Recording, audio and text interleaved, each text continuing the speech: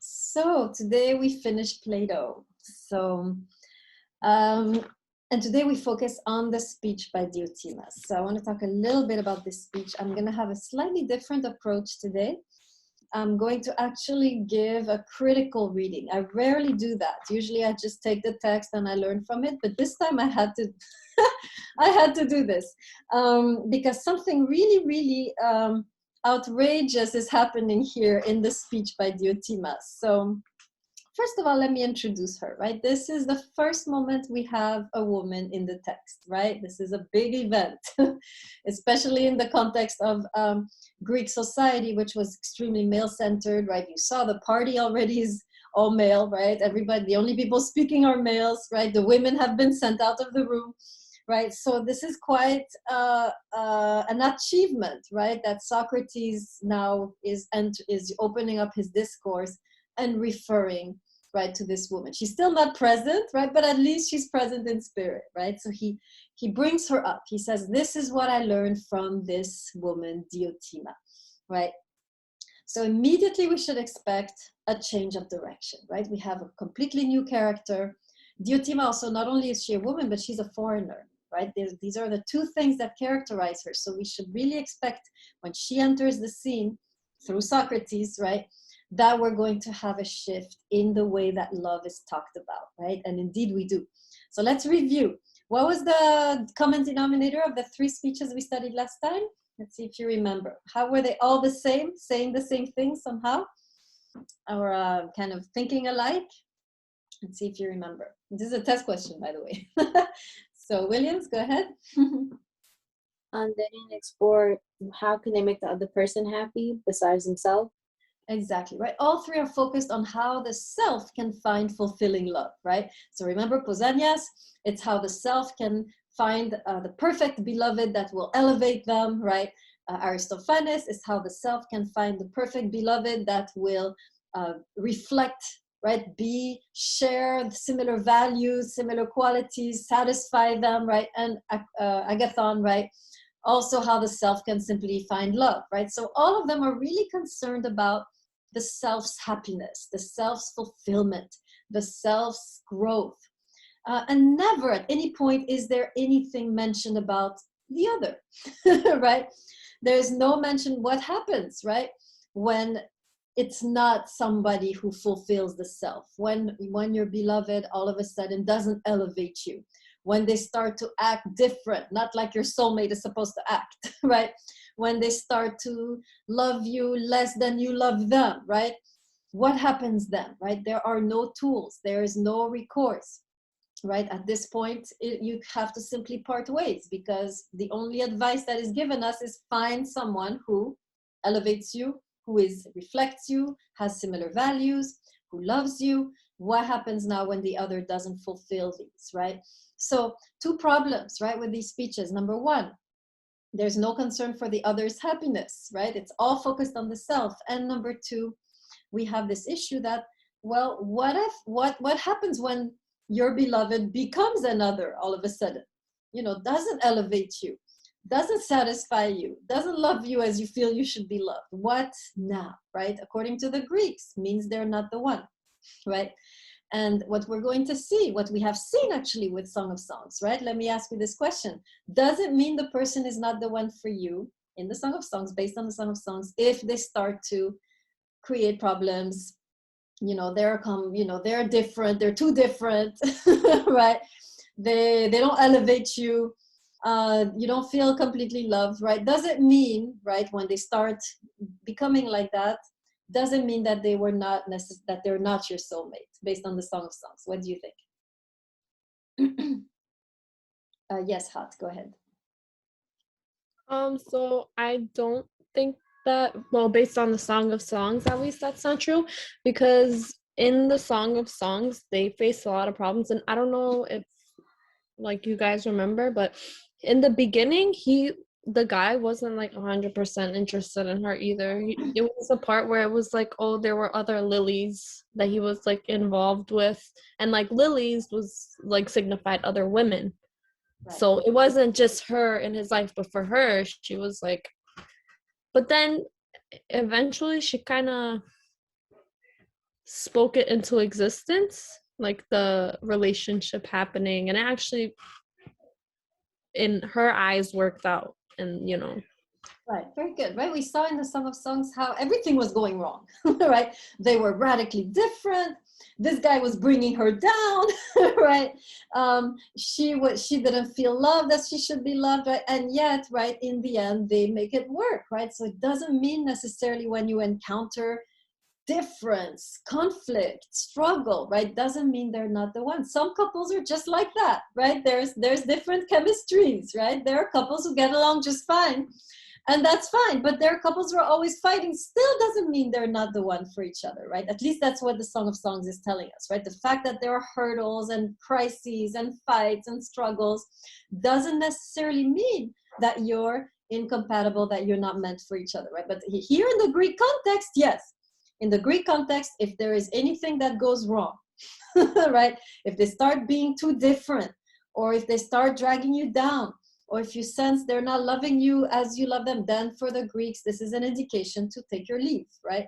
And it's not bad advice. I mean, right, when things get difficult, we're tempted to leave, right? But this is what's missing, right? The other.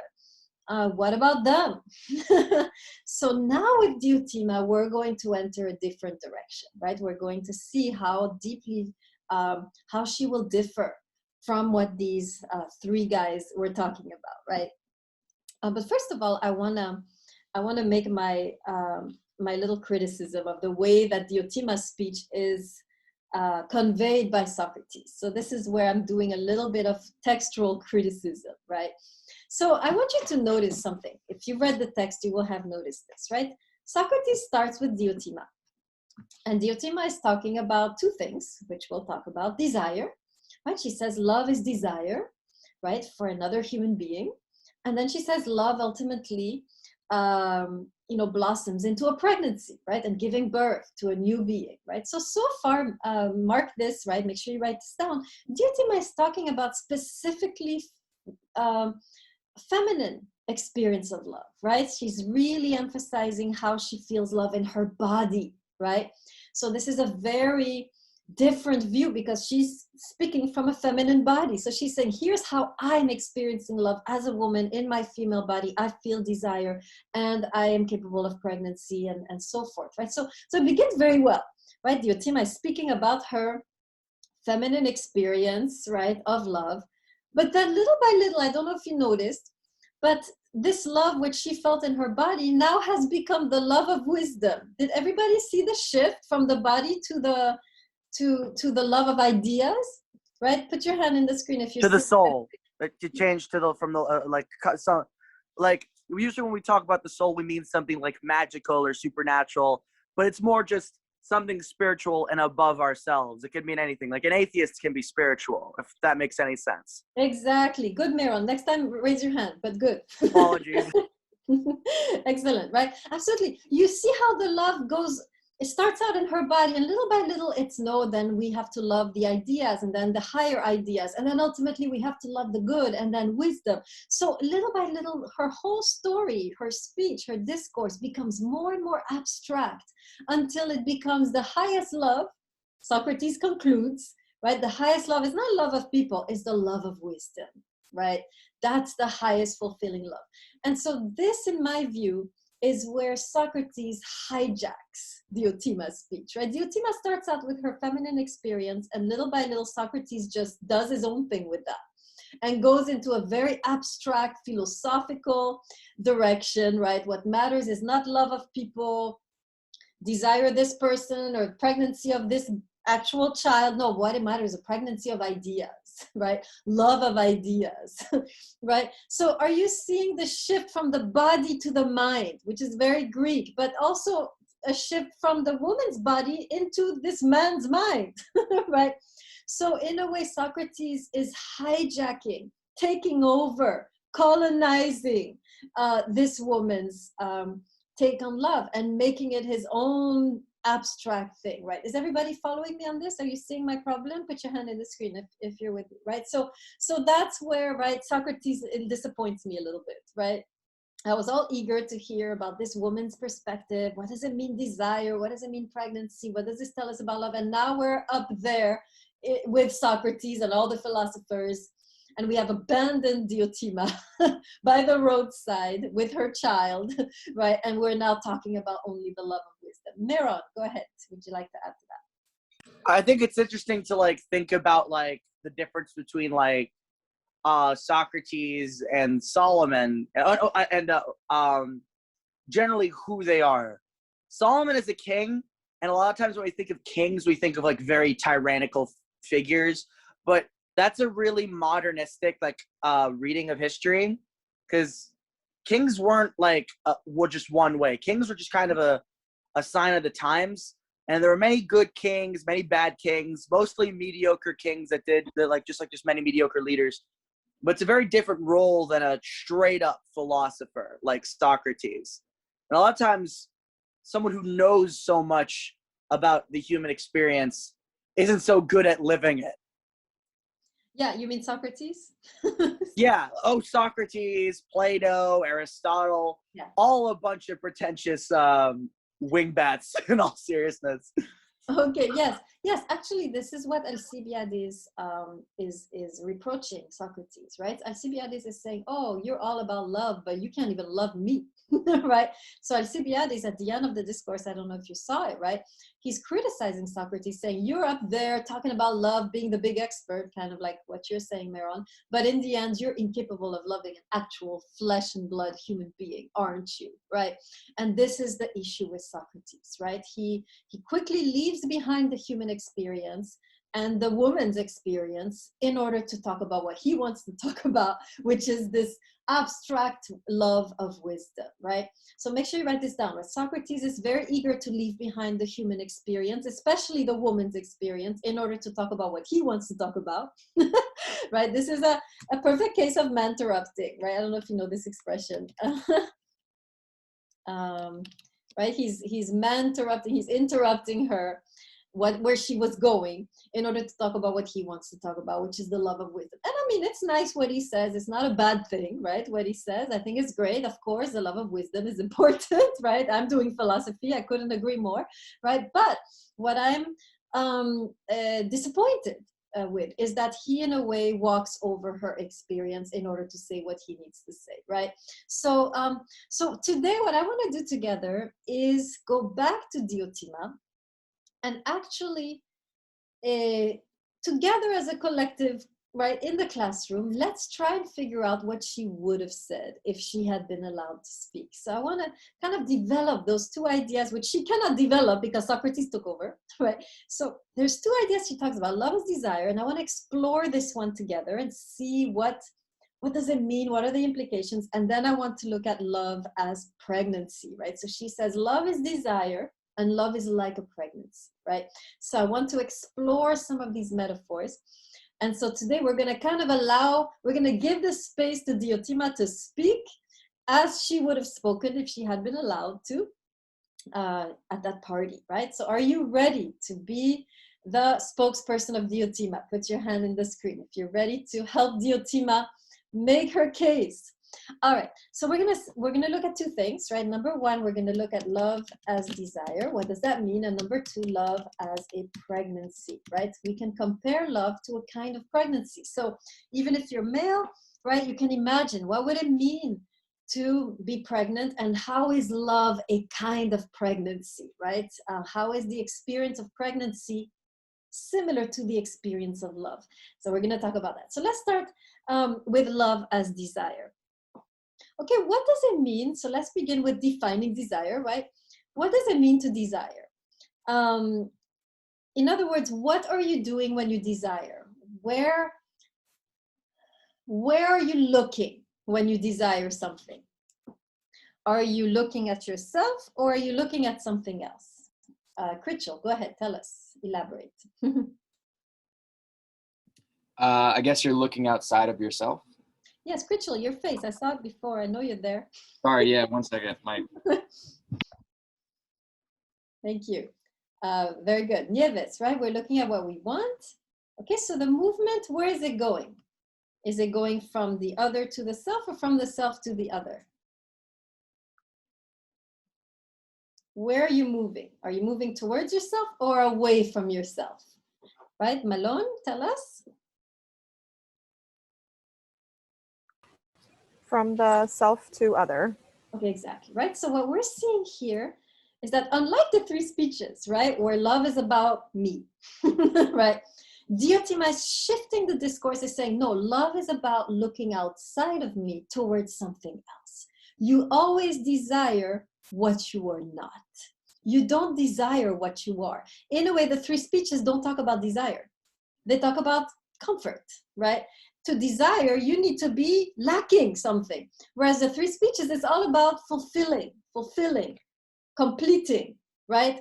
Mirroring. So Diotima is really, instead of the movement going towards the self, like in the three speeches, she's saying, no, love is a movement outside of yourself. It's a journey outside of yourself. It's a movement actually outside of your comfort zone.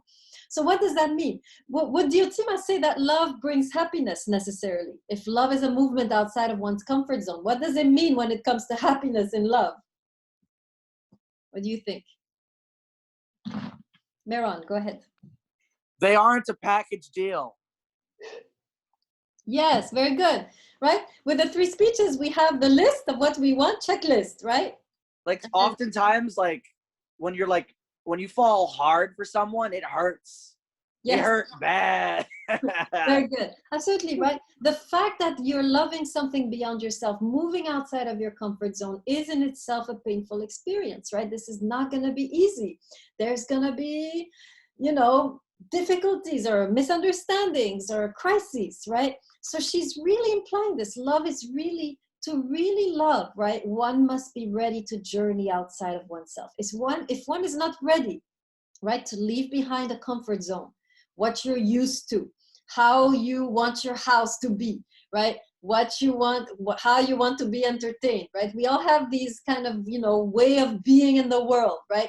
I want my house to look like this. I want to be treated like this. I want us to, in 2 years, be there, 3 years, be there, 5 years, be there. And you have this whole plan, right? And Diotima is saying you can't do that, right?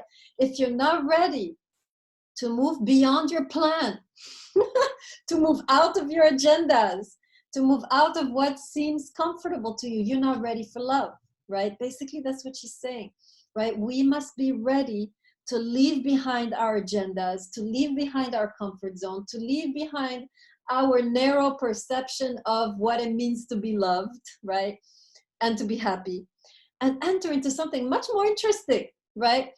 Nietzsche, actually, we're not going to study Nietzsche, but I'm going to quote him here, put his name here in the screen. Nietzsche actually said that true happiness is not comfortableness, right? He's distinguishing between happiness and being comfortable.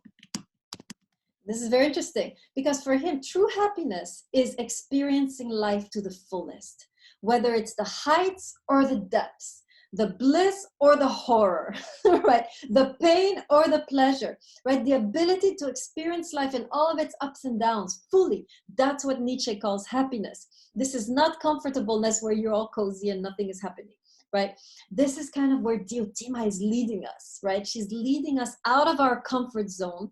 And yes, to a certain degree, it will be painful, but also you will also experience bliss beyond the comfort, much more pleasure than if you had stayed in the little comfort zone, right? So you will experience much higher heights and much deeper depths. You will really live fully. This is where Diotima is inviting us, right?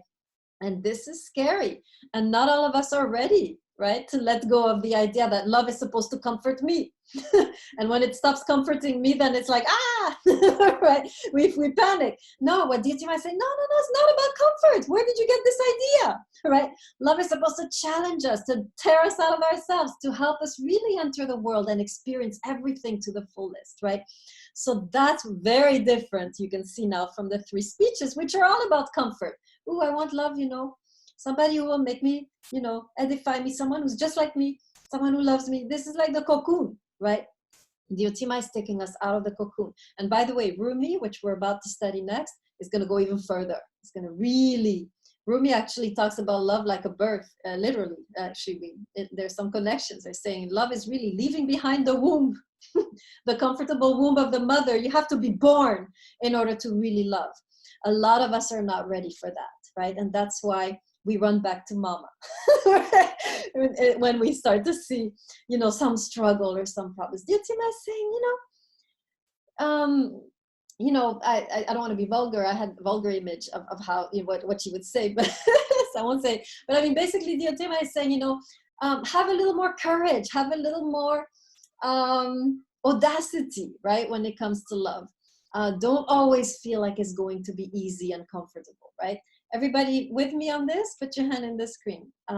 Okay, great. Now, let's go to the next one, which is love as a pregnancy. So here she's comparing love to a pregnancy. So how many of you have been pregnant or know someone or been around someone who's been pregnant? Okay, so you will help me. Pregnancy, pleasant experience? What do you think? It's a mixed bag. What?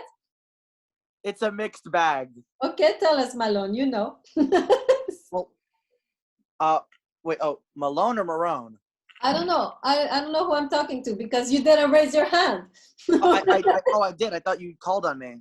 Sorry, I was seeing Malone on my screen, that's why, but it's Meron, right? Meron, go ahead. Yeah, Malone. Because sometimes people mistake my name. I'm sorry, Malone. You go. I'm sorry. No, I don't think she actually raised her hand. I think I see her on the corner and I mixed you guys up. Go ahead, Meron. Okay. It was you. Go ahead, you're up. I didn't want to interrupt. From what I've seen for pregnant women, because I've never been pregnant as far as I know.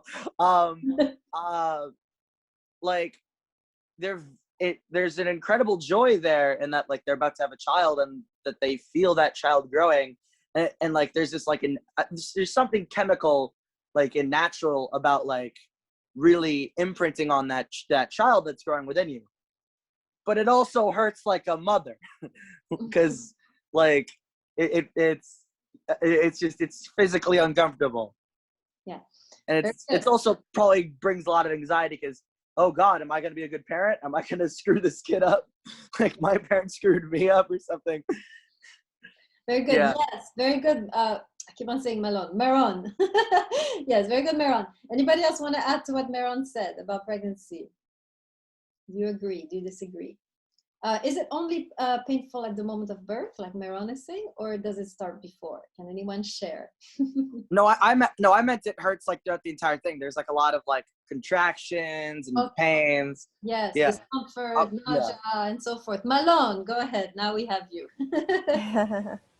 I think the pain comes after they leave your body and have to make their way in the world. I think that's the hardest. That's way harder than birth.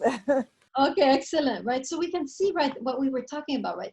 Love as a pregnancy is on one hand, it's an amazing experience. On the other hand, it's the worst thing that happened to you, right? It's on the one hand, you feel enlarged. On the other hand, you feel your life has become this small, right? Brown, do you want to add?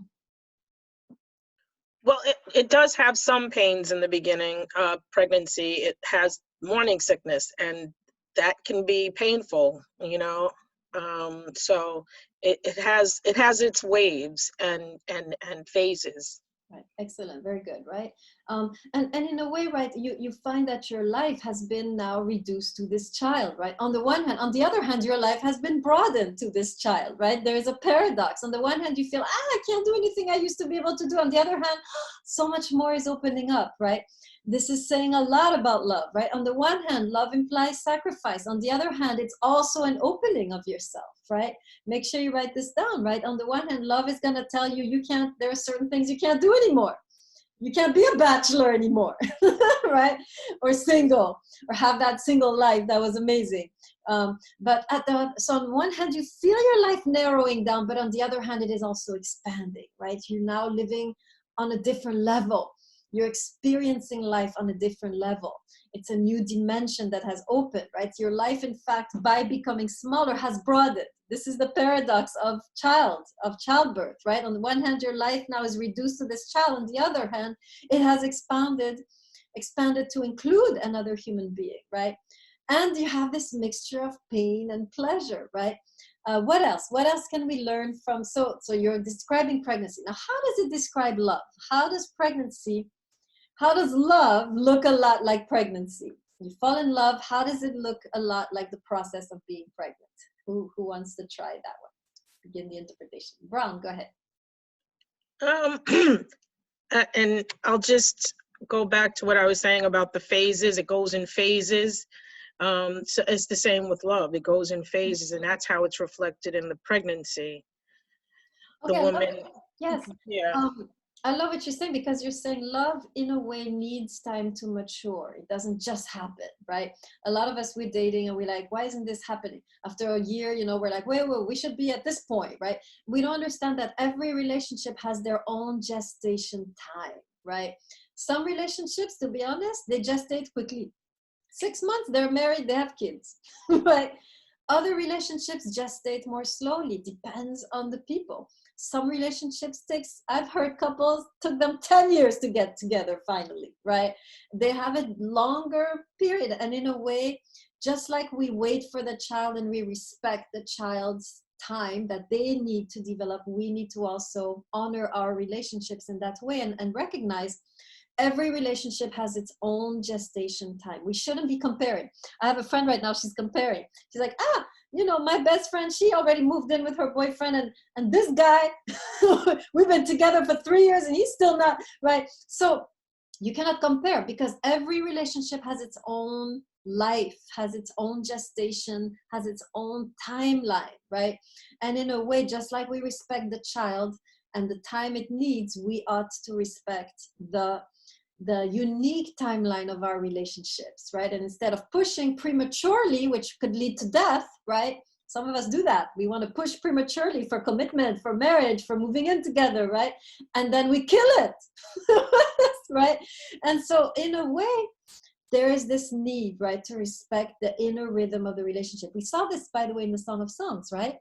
Remember the way that the woman, in a way, needed to wait for the way that they both need to respect their respective rhythms, right? I didn't teach this in person. You had to watch that video, right? I missed class on that day. But there was this notion of the timing, right? The woman needs to wait for the man to mature emotionally, like the man needs to wait for the woman to mature sexually, right? And they need to, in a way, respect each other's time. Same thing here, right? Very good, Brown. I like that. Sorry, I did a really long digression on what you said, Brown. Okay, anybody else want to interpret pregnancy and love, how they connected? Malone, go ahead. With both pregnancy and love, there's a lot of hope. You're hoping for your future in a relationship, and you're hoping for your child's future. So they're similar in that way as well. Okay, absolutely, right? They both, like, they open up something for you, right? You're hoping for so much more can happen. So in a way, it's a broadening. It's what we were saying before. On the one way, it narrows your life down, but at the same time, it broadens it. There's so much more now that you can experience, right? Very good. Nicely put. Nieves, go ahead. I feel like in both love and pregnancy, there's a lot of unknown and obstacles. Like in love, there are a lot of obstacles that you have to overcome, and you have to just keep going through it, even though you don't really have too much of a clue what's going to happen. Yes, very good. Yeah. A lot of unknown, right? And yet you have to kind of just, I love the way you said it, go through with it. Very often we want to control, we don't want to undergo.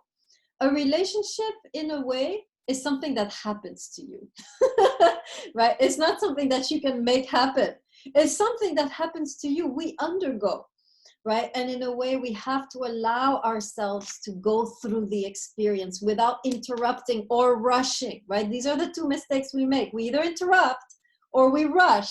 We never really undergo and experience the relationship, right? We want to control, either by rushing or blocking, right? So here it's an invitation to just, experience this. You don't know where it goes, and it's okay, right? It's okay, because like the Otima is saying, love as desire will take you to the unknown. This is a broadening of your life beyond your zone of control. You're now entering, right, the universe, the cosmos, and you're really entering this great mystery, right, of life, which you cannot control. Very good. Let's see, who else wants to riff off of love as a pregnancy? Let's see, I'm looking at the screen. That's it. All the poets have spoken. Good. I loved it. I think whatever has been spoken has been well spoken, right? So let's summarize a little bit, right? Number one, what we learned, love as desire means that love entails moving beyond comfortableness, right? Into the realm of what Nietzsche calls happiness. High and lows, terror and bliss, right? Pain and pleasure, really experiencing life. Love is really an invitation, and it takes courage to really take that step, right? And number two, love as a pregnancy, right? What did we say? I should have written it down in the chat. So let me remember. I'm forgetting. What did you guys put down? You guys are taking notes. I'm just talking. What is summarized to me? Love as pregnancy. Hot, go ahead. Thank you, Hot. So we were saying basically how you know, as love as a pregnancy is like, you have on the one side, it's like there's some ups and downs to it, but for the most part, it's like it's a new beginning, and you can't just like throw it away and decide when you're too far and I don't want to do this anymore. You know, it might be too late for that. So, you know, you gotta stick it out, even if whether it's a high or a low. Okay, very good, right? That was one of the things we talked about. I remembered now. 3 points that we made, right? Number one, it seems like it's a narrowing of your life, but it's actually a broadening of your life. Yeah, you lose your bachelor status, right? Your single life, but you gain so much more, right? That's number one. Number two, the gestation, respecting the gestation of each individual relationship. Every relationship has its own timeline, its own gestation time, right? Not rushing. You can destroy your own relationship by rushing, right? Just like you can destroy the baby. Number three, there's the element of open-endedness. You don't know where you're going. You're just experiencing, allowing yourself to experience the relationship without trying to control, right? Whether it's blocking or striving, right? You're allowing yourself to, you understand that you are in the unknown. You're beyond your zone of control, right? Okay, excellent. All right, great. So anything else before I talk about the test? I don't see any hands, so let's go there. Let's go to the test. So y'all who wanted to interrupt me, I'm good. I'm on. I'm gonna talk about what I was gonna talk about. Okay, first of all, let's talk a little bit about the test, because the other class that I'm teaching, actually, because I forgot to talk about the test, they all like literally 90% of the class got an F. So now I'm gonna really, really cuddle you so that this does not happen here. So listen very carefully how to prepare for this. The test is the lecture into your answer, nothing else. So the test is simply here to see how well you take notes. That's why I told you, I think at the beginning of the semester, take notes as detailed as possible. You should basically be writing the whole time. If you're not writing the whole time, you're doing it wrong, right? If you're just sitting there listening, you're gonna fail the test, right? You should be basically during these lectures typing or writing nonstop, jotting down every point that we are making, right? So make sure if you didn't do it for this test that you do it for the next test, but really the test is there for me to see how good are your notes, right? So all your notes go into the test. So whatever questions, so we have 2 questions. What are the questions? Let me see if I have the syllabus. We have 2 questions. You have to do both, right? So question number 1 is, how does one attract commitment according to the Song of Songs? So you want to draw on everything we talked about to answer this question. We did have a specific text that we studied with regards to that point. That text needs to be talked about, right? You can also bring other parts, right? But you need to definitely get that specific moment we talked about it. Then we have what we did today, contrast the 3 speeches with the Otimas speech. This should be a no-brainer based on what we did today and last time, right? So when you're writing the test, so first thing you need to remember, it's your notes. So test is made up of your lecture notes. Yes, test and essay are due March 6th. I'll talk about that in a second. Number 2, in your test, you need to make sure you are doing at least 1 to 1.5 pages single spaced, right? So at least 1 page you need to be filling up with your, lecture notes, with what you know, right? So it's a pretty detailed answer that I'm looking for, right? And finally, you need to have supportive quotes. So whatever you're saying about the Song of Songs or about Plato or about the Otima, you need to quote from the text to support what you're saying. Okay, so that's the 3 main things you need to remember as you do the test so you can do well. Bear in mind, first test is always a catastrophe in my classes, okay? So because it's a new style, I know I'm coming with a different style. I don't do PowerPoint like, your other professors. I'm treating you like adults. So it takes a little while to figure out what I'm looking for, but once you do, you should be fine, right? So just be aware that usually the first test is always a little bit of a catastrophe, like in the other class. Hopefully not so bad here. But I'm always there to, when if suppose you did bad on the test, we can always talk about it. And I will look at everyone's test if you want to understand what you did wrong. But now that I'm explaining it so well, you should be good. I'm not too worried about this class. Safin, you have a question? Yeah, since like we might do bad on the first one, are you gonna go easy on the grading? So on the contrary, you do bad because I go hard on the grading in the first test. Oh, okay. So Yes, the cold shower that wakes you up is the boot camp. So first test is always, I am pretty hard. So you want to do the best you can, and actually you might actually not do too bad, right? And then you'll get the idea and you'll do better. So don't worry too much, if you get a grade that you're not used to, because first of all, it's a different style. Second of all, you have to figure out, right? But you should be fine. Don't be too afraid. I see that in general, the class is coming to the lectures and so forth, so you should be good. Now, any questions on the test before I talk about the essay? Yes, Rivera, go ahead. So did you give us a free question, or were you supposed to give us 2? I gave you 2, which you do both of them. It's in the syllabus. Oh, it's in the syllabus? Yeah, all your questions for the test, all the test questions you're going to have are already in the syllabus. So you already know what to look for as I'm teaching. You should already be, Oh, no, not that. I meant, like you said, one would be, how does one attract commitment according to the Song of Songs? Is that one of the test questions? Yeah, that is. Yeah, at least in my syllabus. Do you have your syllabus? Do you see it? No, maybe this is an old one. This is when you first made it before class started. Unless you changed it. Normally it says here test questions, right? The last page, and then you have 2 questions. You see that? Maybe you should try to look for the. Yeah. Got it. Okay, very good. Feldman, you have a question. Go ahead. Where can we check our grades?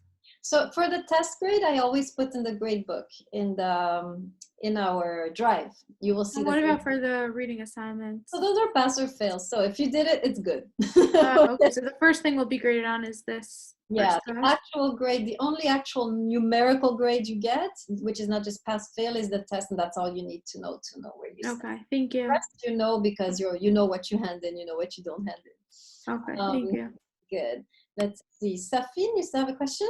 Yeah, so it's on March 6th. Do we have till midnight to submit it?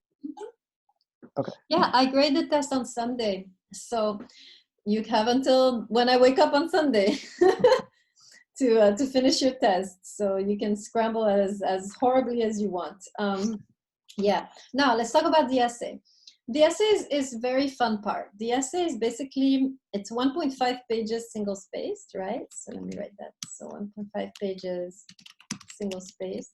Actually, sorry, the test question, just 1 page single spaced, okay? Don't do 1.5. I mean, you can, but it's enough 1 page. The essay is 1.5 single spaced. And so in the essay, you need to have the following 2 things, right? You need to have a relationship crisis. Tell me about a relationship crisis, whether it's something you're experiencing right now with your beloved, right? Or something around you, right? Your roommate or your parents, whatever, right? Does it gotta be romantic? Ideally, but you can do something else if you prefer, sure. Yeah, that would be fine. But ideally, you want to explore that's the most difficult, right? The romantic relationships are always the mess. You know? So, I respectfully disagree. Yes? Oh, you're lucky then. You're a lucky man. No. I've just had some messed up platonic relationships. Oh, okay. So yeah, pick something really messed up. That's basically the idea. And then you want to see, so that's the first thing. You tell me a little bit about the story. And then you want to be kind of like a therapist. Bring in whatever knowledge we have acquired, right? And see what you can tell this couple or tell yourself, right? What's the problem? How can they move beyond the problem, right? You're giving advice, right, to these people, to yourself, right, based on the text that we've studied. So you're kind of being a therapist, right, a philosophical therapist.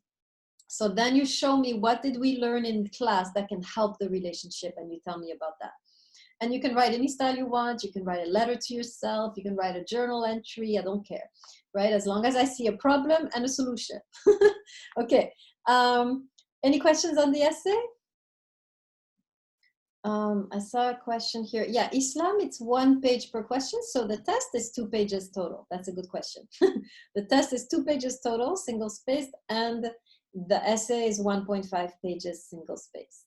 And please do not give me a huge title page that covers 3/4 of the page and then start writing, right? You start writing on the top, right? I just need your name. Any questions about the test, the essay? Okay. Now, I need to figure out, because I haven't done so yet, who are my Seek students. And I need to get your email sent to the tutor. So please, I know I must have done this already, but somehow, yeah, no, I have no record of this. Okay, who are the Seek students in the class? Please put your hand in the screen. As I say your name, you put your hand down, okay? So Perso, I got you. Okay, who else? Williams, all right.